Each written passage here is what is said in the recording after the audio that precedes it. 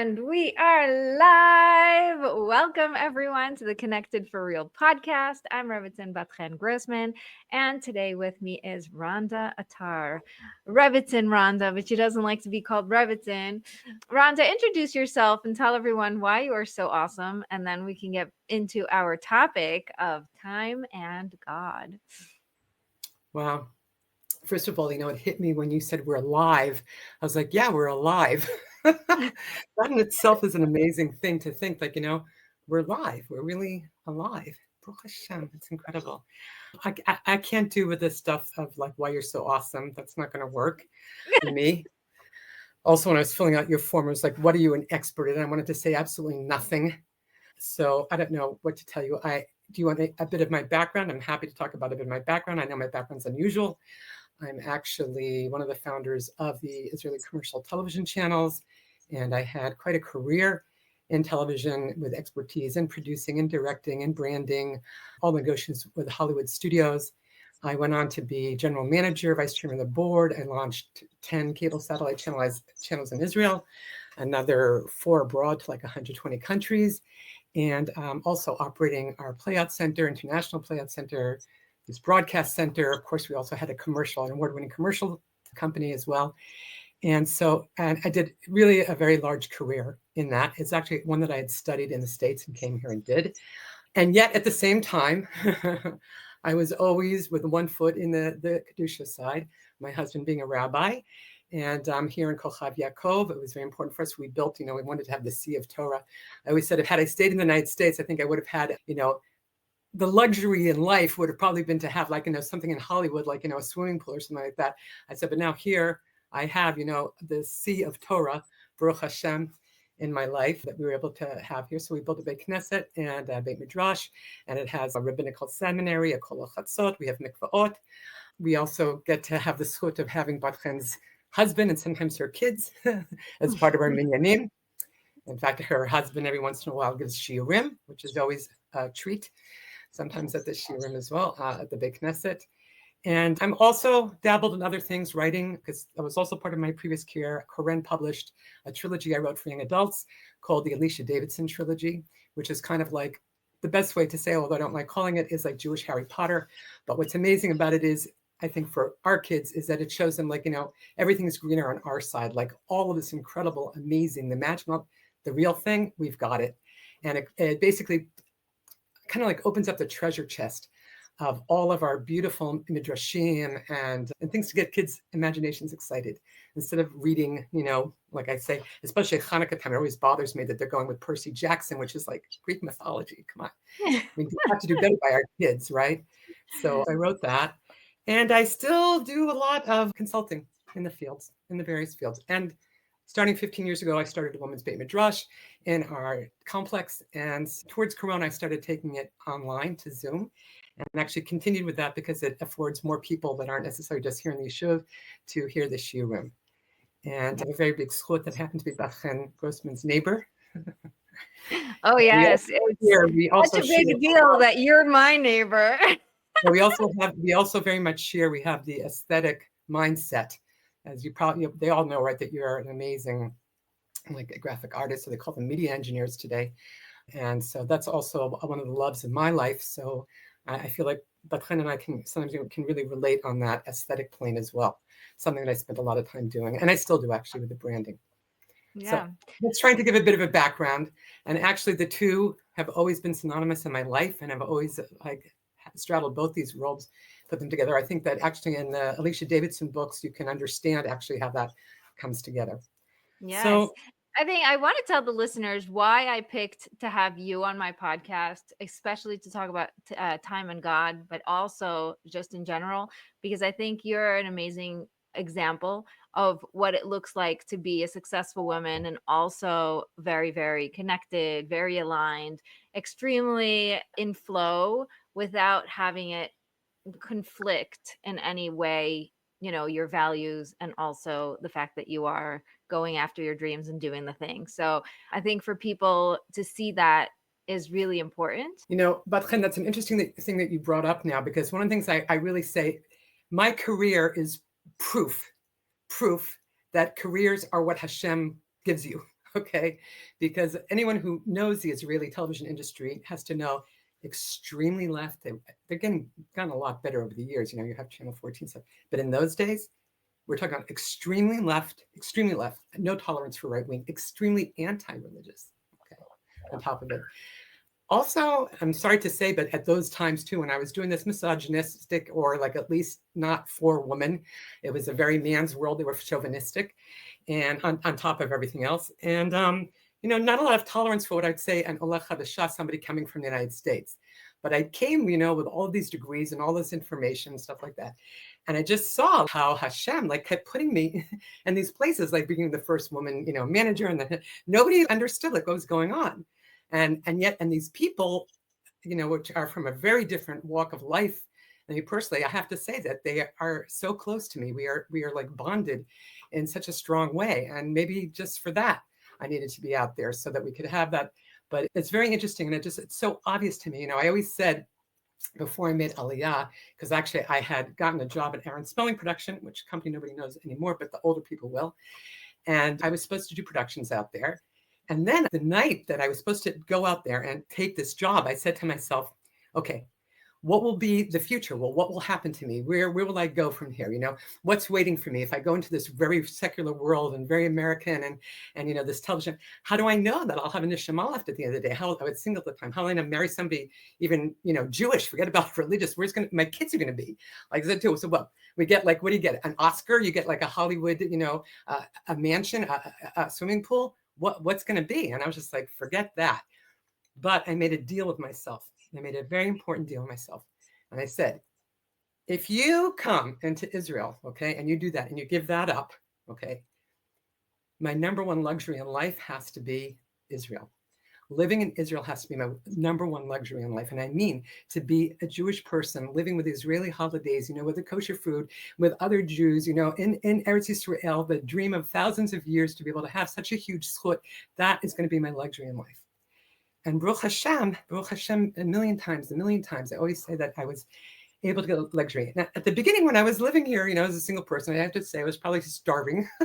But afterwards, no, that's what's incredible about it. I saw how Hashem just kept doing, my career, giving me bigger positions, et cetera, and, and all the luxuries too, in the end of the day, in the end, it's like Hashem said, you said that, I felt like it was always like, you said, this is going to be your luxury in life. Don't worry, you're not going to miss out on the other luxuries. So, Baruch Hashem, but I do feel like, what's combinations? It's really that you see Yad Hashem. My career makes absolutely no sense to anybody who looks at it. Let's just, Rhonda, I want to pause you for just a second. Some people don't speak Hebrew, so I want you to just translate to English. So I speak Hebrew or Inglu. Those are my two languages. Yes. So Yad Hashem is the hand of God. So keep going now. What other ones did I say? I said I really. You said a lot, but this one is the main one. I think if you didn't get that, then you're missing something. You're trying to figure it out, and you can't put it together. Okay. So you're really just saying, the combination is being able to see the hand of God in everything you do, therefore making it no conflict. In fact, whenever we see something that's totally illogical, that's supposed to be a big, highway sign, like Hashem. What do you mean it's totally? And I would say the times we're living in now, we see everything against Israel, and the anti-Semitic says when you're saying wow, and it's saying we're genocide when they're genocide. Whenever you see things completely illogical, don't sit there and say, how can it be Hashem? This is because it's Hashem. If it was logical, then you would say, okay, this is logical. So I said that too. It's very apparent in my career that it was, Hashem's hand. Yeah. Because totally illogical. But it's illogical, but then it also is inspirational because a lot of us are walking around looking for someone to look up to that has done it and is able to show it is possible, and it's very hard to find. So as illogical as it is, we also want to believe that it's doable and practical. Yeah, it's funny because I think the reason why maybe I also don't like the name, in the television world, they used to call me Rebbetzin. They'd come into my office and say, Rebbetzin, what should we put in this primetime slide? Just couldn't take it. Well, they were using it as a derogatory term. So no, whatever. It wasn't really ultimately derogatory. Like I said. I know. They're like in a mockery type of thing, So, right. Yeah, that's funny. That's funny. you know, I didn't want to be Rebbetzin. You know, every Rebbetzin I know is very old, and I didn't think I was old, so I didn't think it fit. And also, every Rebbetzin I knew always said, "Oh, don't call me Rebbetzin, just call me whatever." And I Right. thought, who am I to go and say I am Rebbetzin Bat-Chen Grossman when I'm so young and so not on their level? And so like it was a real process for me to own up to being Rebbetzin. Interesting. But no, Yeah, but you wear it well. I wear it well, thank you. You do. It's appropriate for you. Yeah, thank God. Okay, so our podcast is all about the four pillars. Everybody here wants to make their marriage and their business or success work together. And in order to do that, we need four things, not just marriage and business. We need God at the core, marriage and business, and then you as the container. And so, because we have four pillars, we're focusing on the same topic from four different angles. And today's topic is time and the pillar of God. So, how does God use time? How do we use time for God? Why did God create time? All of that good stuff. Let's get into that. Okay. So, Batchen, we had said that this is actually a good discussion from Mesilat Yesharim, which we studied together, right? And we studied the Bilbavi commentary, Mesilat Yesharim, which is Rabbi Itamar Schwartz, because there's a lot of discussion about this time. And I think that we have to understand fundamentally, or from the very basic, it's not to try to figure out like about time and Hashem. Hashem is time, right? That's like Hashem's name, right? If we look at that, the Yud K Vav K name, which I'm not going to say, but your viewers, or they understand that? Okay, so it means Haya Hoved V'Yihiyeh. Hashem was, is, and will be. What does that mean? Hashem, like Hashem's the past, the present, and the future. Okay, that's like Hashem is like time, and this was also revealed to Moses when he was at the burning bush. So we have to understand that time is fundamentally Hashem to a certain degree, because if we had no time, then we wouldn't be alive and stuff like that. So we're all existing within this time, which is Hashem. The crazy thing about that is that we don't recognize it, we don't see it, and we don't live it. And it's that's one of the very strange things about it, is that Hashem basically is this time. And so that means if we want to connect, the way we're going to ultimately be able to connect to Hashem is using, right, this doorway or this vehicle of time. And so in like what way? And that is that, the pauses in time. It's like it's only when you make a significant effort to be able to say, I am going to connect to Hashem, or have space or time in your life to connect to Hashem. Otherwise, we're running around on a treadmill of time, rushing from one thing to another, all doing physical activities. And we have a lot of very important things to do. Even davening all the time, even doing a whole bunch of mitzvot, all this stuff, we're like on a treadmill, running. And we don't really have any of the real time as a neshama, as a soul, to really connect to Hashem. And so that's one of the really big problems. And one of the things that the Ramchal discusses, which he's the author of Mesilat Yesharim, is that you cannot go anywhere in your spiritual life without first getting in touch with your neshama, okay? And that is like me making time, like setting some time in the present, like now.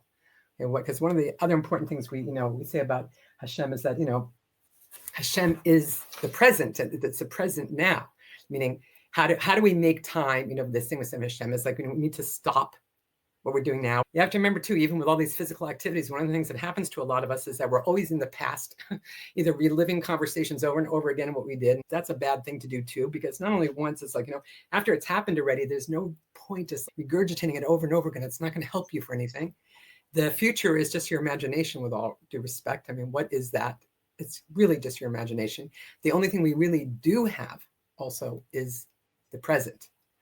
So are we going to just be in a denial with that the whole time? So imagine if we're either thinking about the past, or we're talking about the future, or we're involved in other things. So we have no present, and therefore no connection with Hashem, like we said, in this time zone of our neshama. Now that might just seem actually very simple, or but I can tell you that most people actually will go through their whole lives without making that place, that time, that break to actually connect to Hashem in the present and being very present and saying, okay, I'm a neshama, I'm a soul, and I want to connect with Hashem. As crazy it is, because we think it's in our davening and all, it's not necessarily. It's not. Yeah. Wow. When you said that, we live in the past and future, and you made that space that's the present, suddenly I saw that as almost like a hallway that can either expand or contract, right? Like we're either walking on this really, really thin line between past and future, or we're taking the time to really expand that and be in it. And so we really have a very powerful way of connecting or using time or expanding time. You know how people say time is limited? And when you said God is time, I was like, wait, so time cannot be limited. It is abundant. And also And Hashem is even above that time, right? But right, Hashem reveals himself as is, was, will be. right. So I'm thinking, like, my mind is blown in all sorts of directions. I'm just going, woo, whoa, because people are telling you time is limited. We have scarcity of time. I never have enough time. I'm running after the next thing. I'm doing, running. And, almost grasping at the little time I have. And instead, you're saying the secret is not to do more, to do less, to pause and expand the time you are in right now. That's so counterintuitive and so awesome. By the way, it's actually exactly what you said, and something even I think deeper that the Ramchal brings up, because what he says, if you remember, we studied this. It was like when we think about what is our Yetzer Hara. Okay, so the Ramchal and the Rav Schwartz explain what is our Yetzer Hara. Basically, our Yetzer Hara is that feeling that we don't have time for anything. Come on, I can say we think, oh, the Yetzer Hara is like, this little devil sits on his shoulder, or like, somebody tell you do that, don't do that, and he's saying actually the real Yetzer Hara that we all have is I don't have time for anything. Meaning, so I don't have time to create these pauses to be in touch with my neshama and live the present.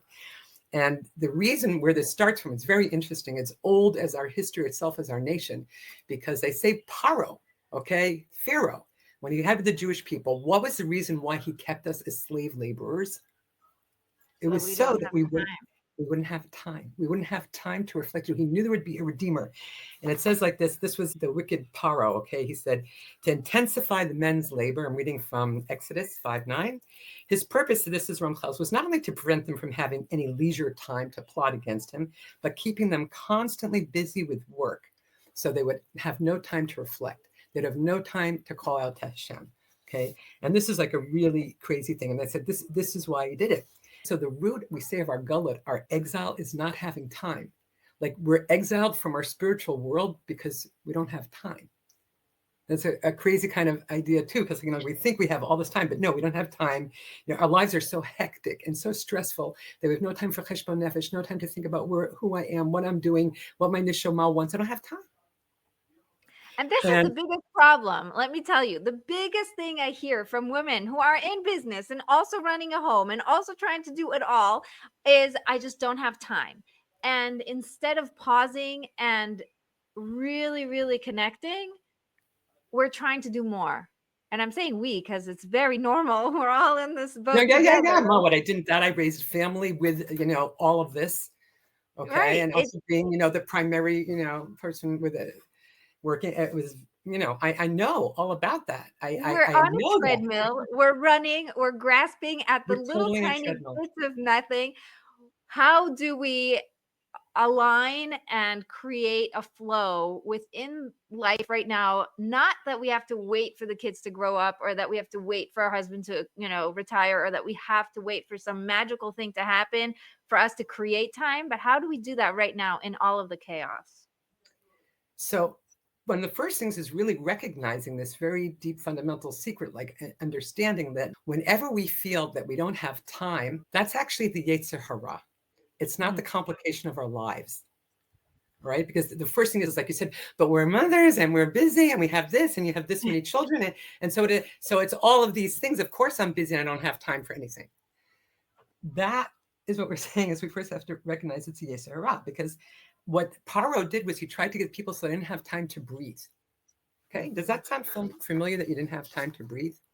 It's a really beautiful thing too, because it says when Moshe Rabbeinu, okay, went to the people, he tried to speak to them and tell them, and they couldn't listen to Moshe Rabbeinu because they had kotzer ruach. They were short of breath. They couldn't breathe. Imagine Moshe Rabbeinu, the greatest prophet that ever lived, was telling them, guess what? We are going to the end. The Geulah is here. Okay, you're going to be saved. And they said, we don't have time to listen to you because we're so busy. I got to take care of my kids and I got my job and I got to do, and I wake up in the morning. So I can't hear you. But that's the pasuk. It says the people couldn't do it. They couldn't hear him because they just, they had a shortness of breath. They were so busy. And the thing that we have to understand is what happened then. Does that sound familiar? Because that's now. Yeah. That's now. We have to understand, like when we were becoming a nation like that, things were so bad that we didn't have time to breathe. We didn't have time to think. We didn't have time to breathe. And I always say too, we have to understand when we're looking at our lives today, and there's nothing more crazy like that. And you say it's also modern times. I don't care. You could say all the things that you have to do, but look, the whole culture is to make you not have time to breathe. Okay, everything has to be instant and quickly. If you don't click on something right away, it's like next to the next thing. Okay, we talk about like whatever it is, like you're shopping, Amazon Prime, you want to get next day. I mean, everything is instant, on demand. And not only that, we always also are like supposed to have no downtime. There's no space. We always have to be available and everybody be in touch with us. And there people are just like sucking in all this time too. And we have all these devices and everything is going around. So, and that like, it's like, it looks like it's also part of sucking up all of our time, but that's because we're not seeing it for what it really is. Okay. All of these things. And when we think, when this feeling that we don't have time is this Yetzer Hara. By the way, also when people are like waiting in line, something the first thing they do now is like, wow, you can go to your phone and you can take care of all the things. Something, I don't want to waste any time, thinking that you're not going to get all this stuff accomplished. But really, if you were able to take a pause, use that as a pause in time, it would be something very different. Okay. So, one of the problems is like, we always have something at our fingertips that's going to get us to like use our time more efficiently, but it's really not. It's just sucking up all of this time. And if you said too, like if you have a corridor, right, what's going on. So I think one of the most important things is kind of like a shift that we have to understand internally. Like when we feel short of time, we don't have time, we don't have time, we don't have time. That is Yetzer Hara, actually.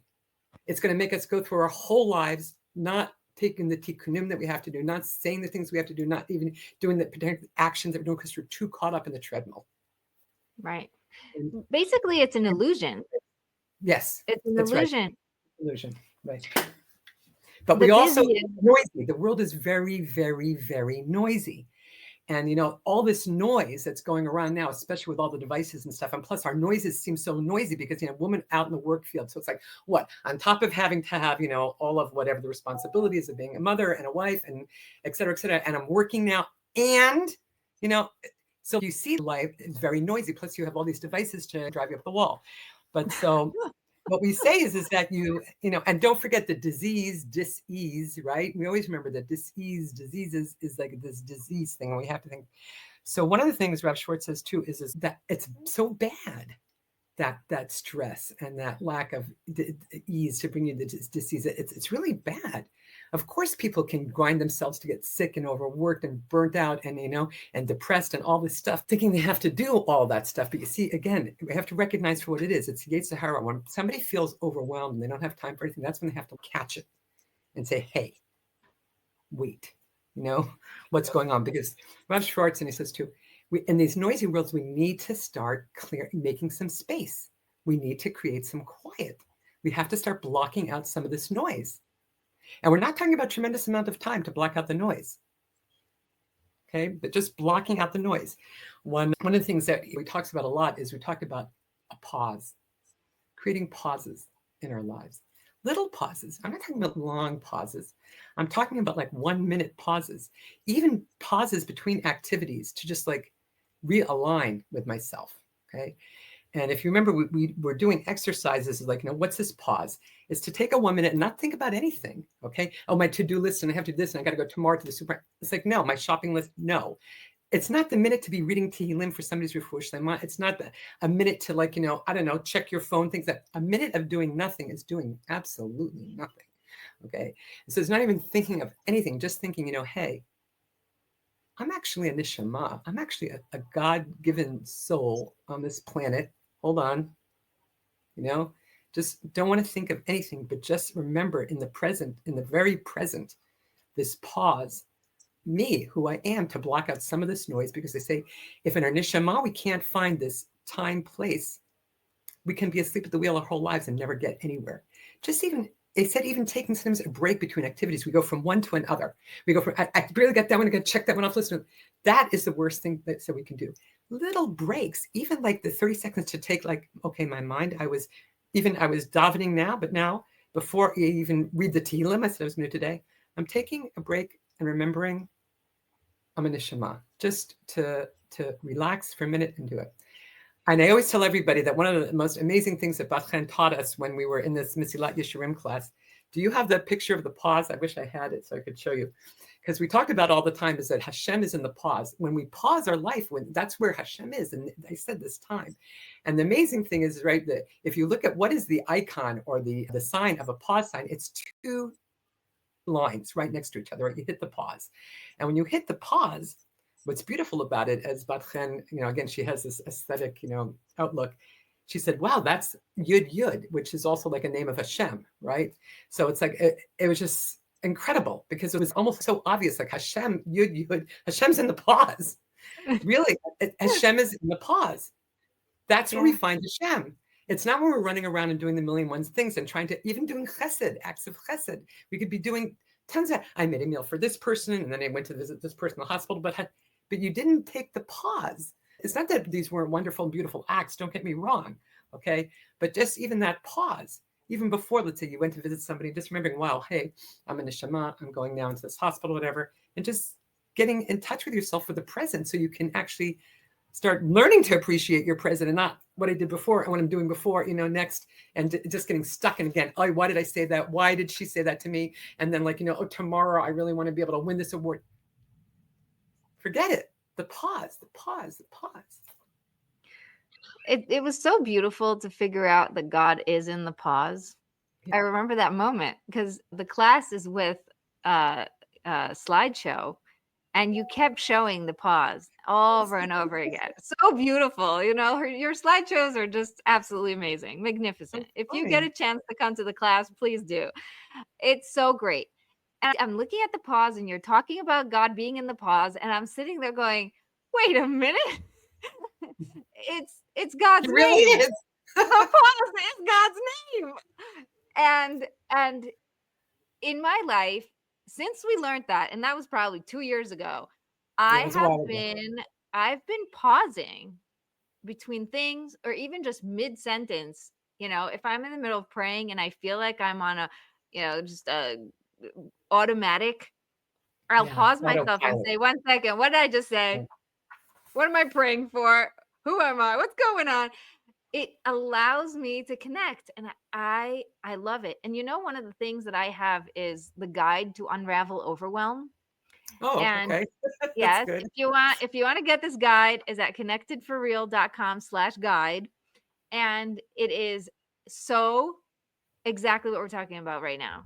I mean, it gives you the step-by-steps, and it's really a fantastic guide, but it is so based on this. The fact that you get to, I'm not saying you must, I'm not saying you have to, because it's a choice. You get to pause and be human and be a soul, like you said. I feel like even if you just go to the basics of be human, like stop running after something that isn't here and be in the present. What's interesting? Your body can only be in the present. Your body can't be in the past, and it can't be in the future. It's your mind that's playing that game of past, future, but your body is only present. So sometimes just getting into your body, like taking a deep breath or feeling your toes or whatever it is, like getting into your body will force you to be present. It's very true. But and the crazy thing too, because we have so much self-help out there in the world, we're trying to get us to this stuff. But like one of the things we just understand is like, it's really all with us. We've got all of this, and really, and the king is just like discovering it. Like we said too, it's such a shame that people can go their whole lives without getting to, the core. Like you said, say, hey, I'm a neshama, and I need to. That's who I am. But I'm not going to live that part of me. Like again, my whole life is just gone on the treadmill. I didn't get it. And what only like at Mea Srim you figure it out. Yeah. Yeah. And a lot of us are walking around, are running around. We're not even walking, we're running. We have a lot to accomplish around here, so we got to get moving. I know. But it's overwhelming. And these breaks are short ones.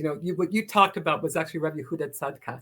He said that when you're davening, he said you should even pause every 3 words, because what happens even in our davening, right? We say Baruch Hashem, we're just like, and we're thinking about something else, and we're not here, we're not this. It's like we just have to kind of stop.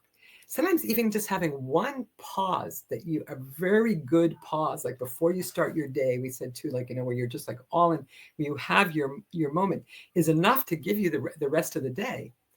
And the crazy thing is that, think about it this way. We have so much time, like we spend our lifetimes for these physical things are running around, but for our neshama, which is really the whole reason we're alive, you said we're alive, is our neshama. We don't have any time, no time to develop, to even recognize this neshama. How's that possible?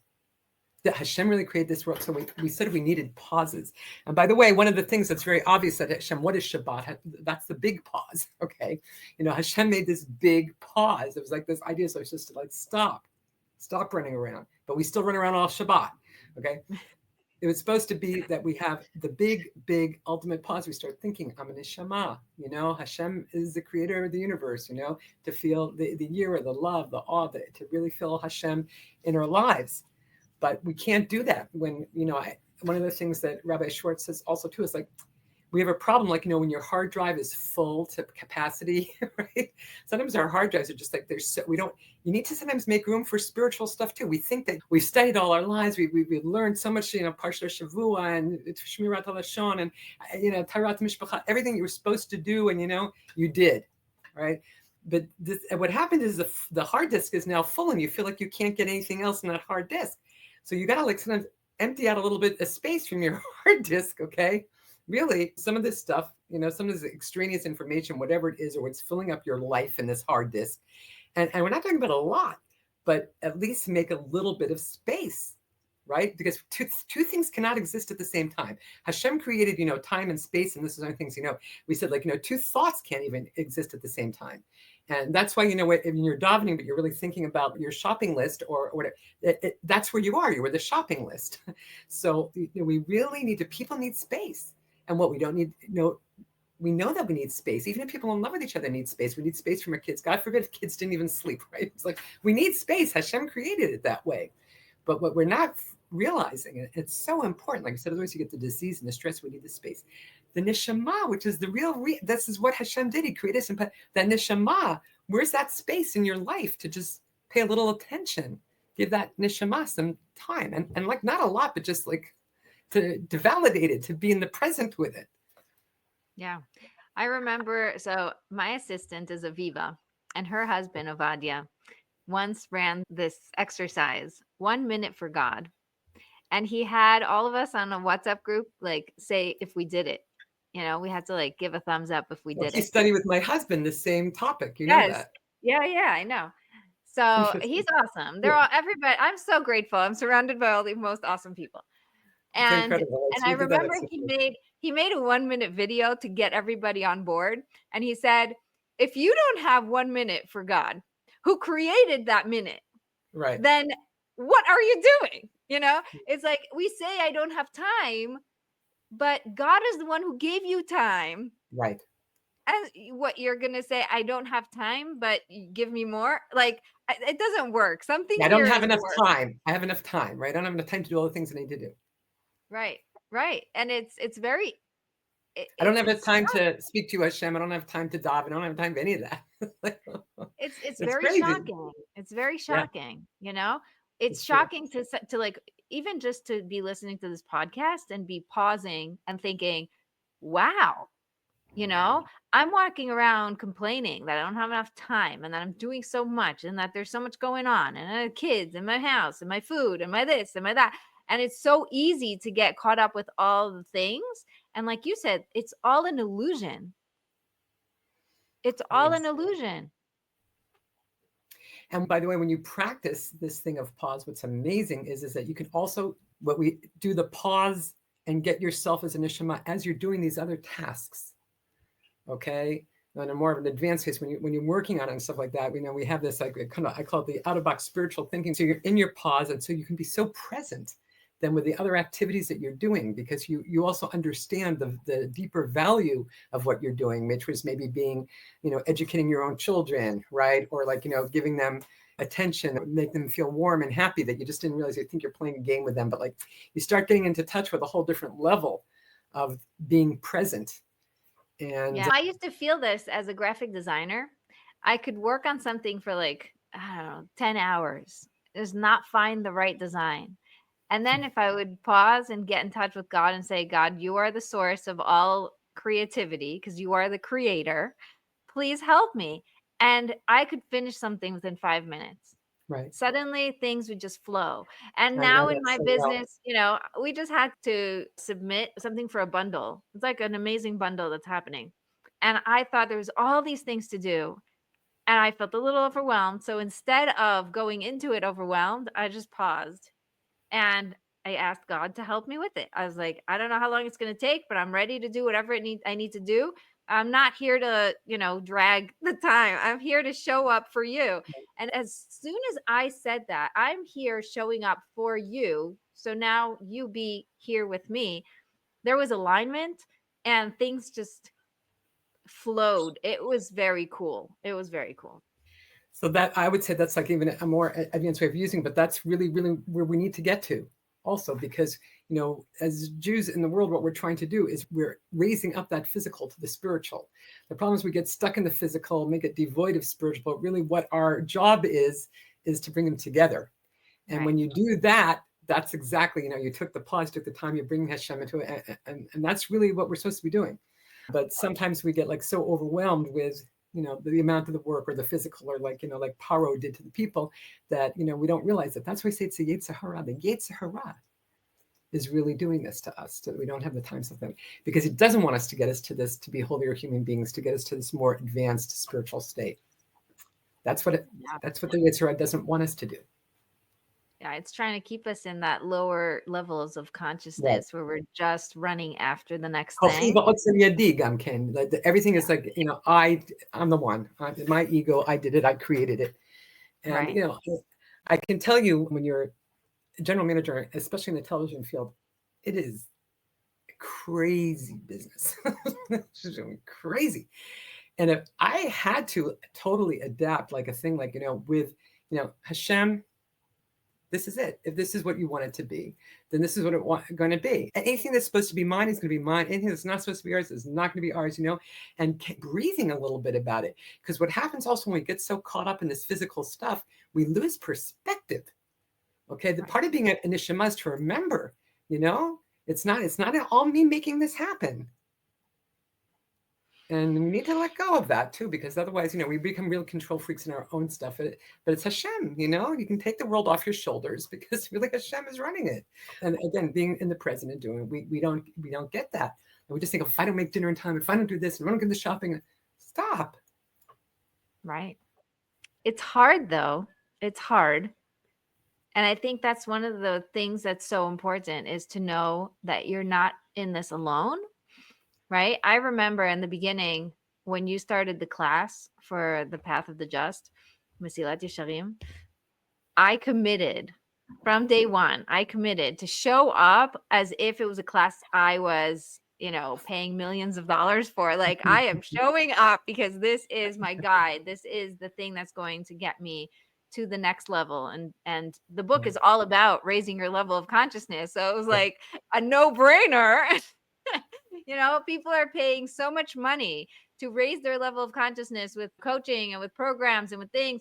And this was something that I committed to from day one. And that class is absolutely phenomenal. If anyone wants to join the class, get in touch with me. You can send me an email, advice@connectedforreal.com, or even write to Rhonda, and we'll get you onto that. It is so powerful to have a community, a guide, something to follow, a system, a process.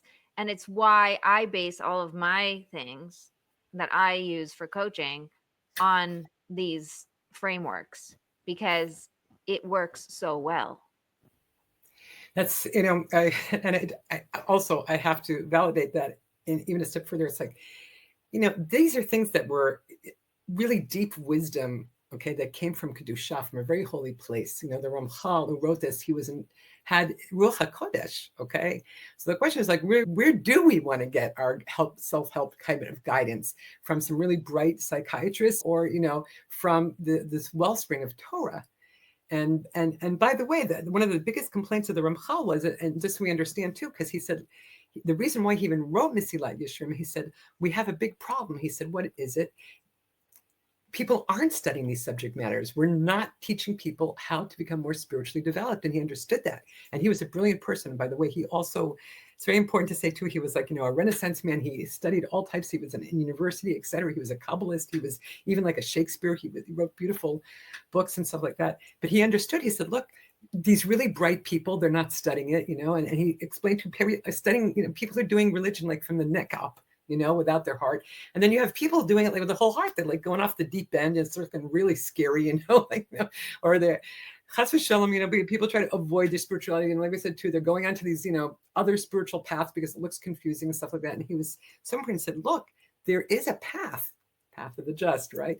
There is a path that we can do to really grow ourselves. Okay, it's not an easy one. There's a lot of work involved. It's slow. But yet this is really, I would say, again, I always feel like, and I'm very careful too. We always have to go in a place where we know that it's Kedusha and Torah, and we have a good teacher, right? That, it's Torah. This is, and not chas v'shalom, because sometimes some of the other stuff, I have to tell you, it looks great, and the mindfulness and all this, and you start picking up different pieces of it. But we need to go to, like, our neshama, we're a piece of Hashem, and to really also make sure that I think the self-help things that we do also have that same source, is from that good makor. So that's also one reason why I would recommend it. Yeah. And again, going back to the fact that you're not alone, I am doing this. I'm a coach for women in business or successful careers, and I want to focus on the marriage and on making sure everything is working, because I see so much that when a person is trying to do it alone, they're carrying a lot. And when they have a reminder, a person to follow that says, hey, chill out, pause, take a deep breath, bring God into it, right, things start to flow, things start to unravel. It doesn't feel as heavy. And I feel really blessed to be able to do what I do, because I see it in action. It's really fun. Amazing. It's amazing, right? I think that intuitively, instinctively, it amazes me, Bat-Chen, that you have been able to get that. I am, this doesn't come instinctively. I'm learning it from the Ramchal and Rabbi Schwartz, and like I said, it's a lot of self-work. But I definitely see the results, and I see how it's completely, like, it's life-altering. It really, really is. And I'd say even more than I say, especially if you're a woman in business and your family and stuff like that, you need this, okay? Because otherwise, really, you're not going to get a heart attack. I don't know what, it is too much of it. There's too much going on. No, that's a lot. You need to the illusion gets heavy when you hold it. Nachon, it does, and it really does. And so, okay, so people doing something, we're Wonder Woman, and we're like, we always talk about, like, so, well, we'd be able to do 10 things at once and stuff like that. So yeah, I was saying, wow, I know how to do 10. We multitask. By the way, one of the things that we learn also in this thing, that multitasking is really bad, because, it's not helping you to multitask and do 20 things at once. Really? You should be pausing and focusing and be present in the one. And it's almost opposite, because we feel like we have so much we have to do in our lives, we develop, I would say, habits that are actually the opposite of what we need. Right. It's counterintuitive, but it's really important too to do these other ones. That's amazing. Amazing. We're coming to the end of Mm. our amazing time together. And I'm grateful that I still get to hang out with you, on a regular basis, weekly on the class. And also, I have you as a friend. But for the listeners, this is mind blowing. This is the first time that they're thinking about time in this way. It's not scarce. It's not limited. Suddenly, time is a completely different thing that they've never experienced like this before. So, what would you want to add before we end? I really just think it's so simple. Just the simple exercise is what we said too. Is just stop. Does even take 1 minute and just don't even think about anything. Nothing. Try to even think about nothing for a minute. By the way, it's very interesting that actually in the old schools of the prophets, and if you know some Kabbalah, one of the things they used to do to connect actually and get what we call Ruach HaKodesh prophecy was to focus on nothing. Can you imagine? Just nothing to clear the mind. Because when we clear all of this, like, it's like, this full plate of this wreckage of all things, that tomorrow in a minute, we clear it. As you said too, Hashem's in this pause. This is a place where we can expand and we can grow ourselves in such a huge way. So just give yourself even that 1 minute a day just to create the place where you can start to grow. That's what I said. And by the way, Rabbi Schwartz says that's where it all starts, is clearing out, even just making time in your life, even that 1 minute of nothing. Yeah. Something you said that was so powerful. You said this is where it starts.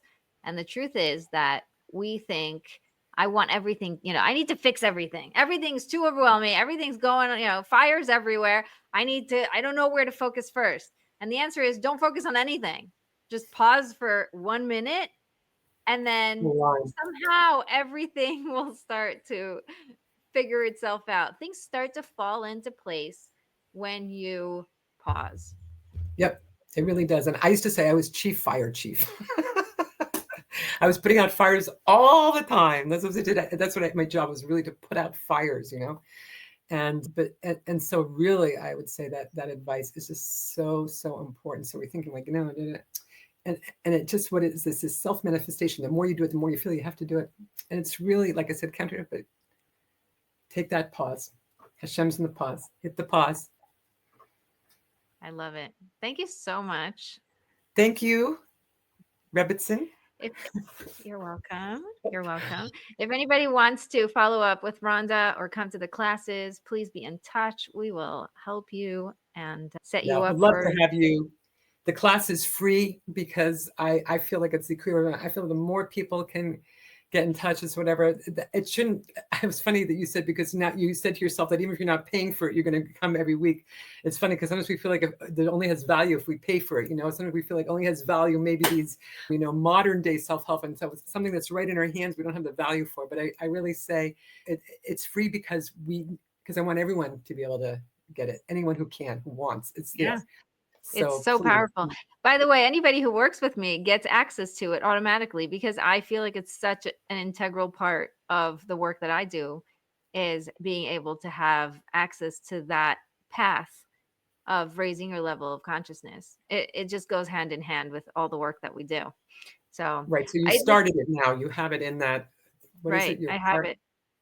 Yeah, I have it in the vault with all the classes. So, I think it's important to go to the class, and I go to the class and I take notes and I do it. And I see that my clients end up learning the skills to be able to make it practical and bring it down to the level of life, how to manage time, how to deal with things. It's really, really powerful. So thank you very much for coming and for the classes that you give and for everything. And thank you to the listeners for being here. Make sure you come back next week for another episode about time and marriage.